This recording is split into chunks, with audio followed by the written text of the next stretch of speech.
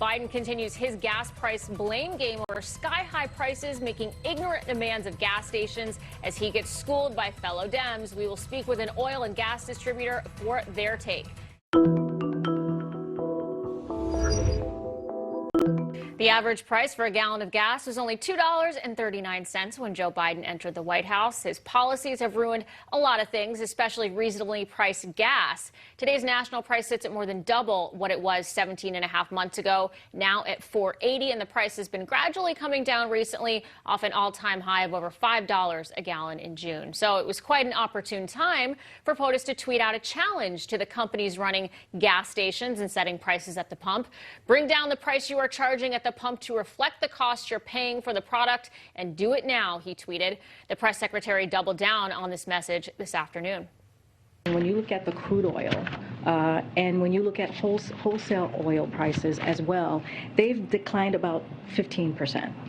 And so retail gas prices, however, have only declined just about 3%. So what the president is saying is that everyone along that chain, along that production chain line, needs to make sure that they're doing what is possible, their part in bringing down the cost for the American people.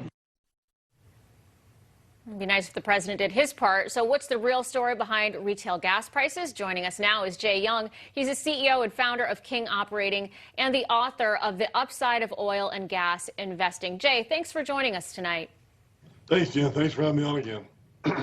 You know, the first excuse was COVID. Then it was Putin. Now it's hardworking, self-made business owners like yourself. How do you respond to the excuses coming from Joe Biden? Well, it's really nothing new. I mean, we've seen these excuses, and Ted Cruz came out with this link about 2 months ago, and he talked about all the different things that have happened since Biden took office, and it is. I mean, it's just like one thing after another. Nothing positive that says, hey, man, we need to go drill for oil and gas. That would help our problem. That'd solve our problem. If we oversupplied our demand, hey, guess what?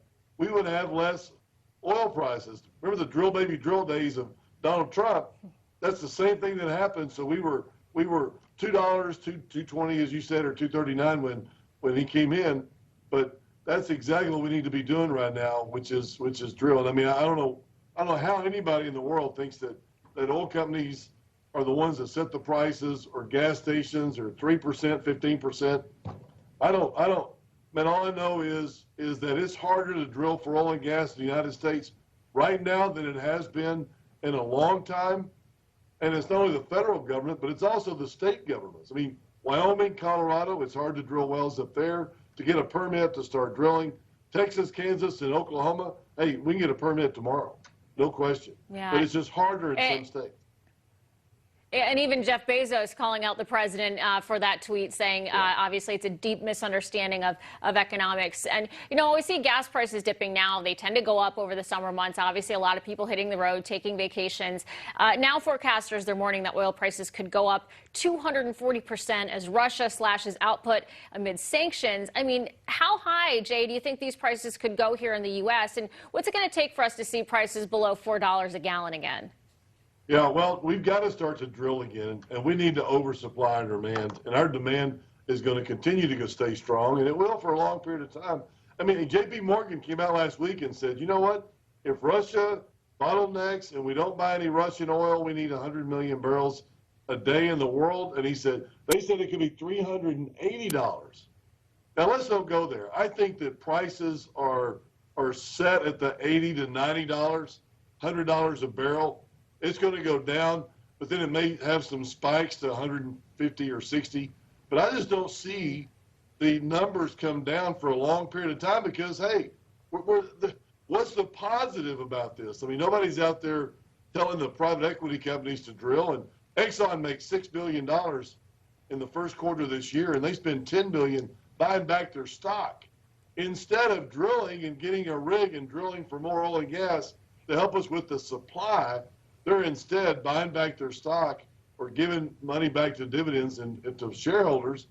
They're not doing what they normally do. I mean, this is cycles. I mean, my family's been in this business 4 generations. My great-grandfather had 12 kids, all in the oil business, and we've seen these cycles up and down, but But I've never seen anything like this before, because normally when you see a big spike in oil prices, everybody gets to drilling because, man, hey, the economics look so good at these prices that everybody starts to drill, baby drill, and all of a sudden when you oversupply it, then you'll see it. But right now, rig count's 70% of what it was before the pandemic. We're still not there yet.